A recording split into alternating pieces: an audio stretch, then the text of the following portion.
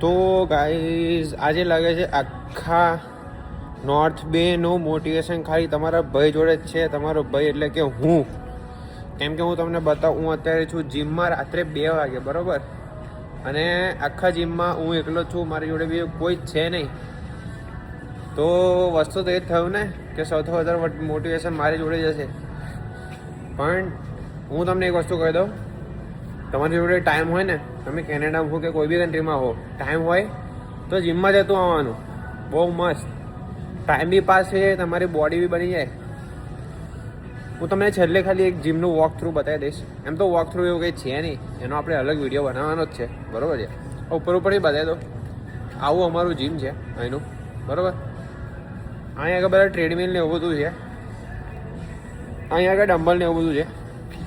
જો અમારા પાછળ જો બધું અહીંયા આગળ જો. તો આ બહુ મોટું જીમ છે, બધા બહુ મશીનો અહીંયા આગળ છે. અડધા તો કઈ રીતે વાપરવાના મને જ નહીં આવડતું. અને હું અત્યારે રાતે 2 વાગે જીમમાં આવ્યો છું, એકલો જ છું, બીજું કોઈ જ છે નહીં.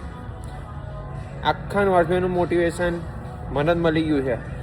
એમ તો હું તમને શીખવામણ આલું છું કે તમે જો ટાઈમ હોય તો જીમમાં જજો, પણ વિચારો હું કેટલા ટાઈમ પછી અત્યારે જીમમાં આવ્યો. રાત્રે 2 વાગે, બરાબર? આવ્યો રાત્રે 2 વાગે, પણ 2 વાગે આવ્યો ખરો ને, એ મહત્વનું છે. એટલે હું આવ્યો છું જીમમાં પાછો 3 કે 4 વીક પછી, એટલે કે મહિના પછી ગણો ને. હું મહિના પછી કે 3 વીક પછી આવ્યો છું જીમમાં. અને બસ હવે થોડું એ કરીને જતા રહીશું ઘેર.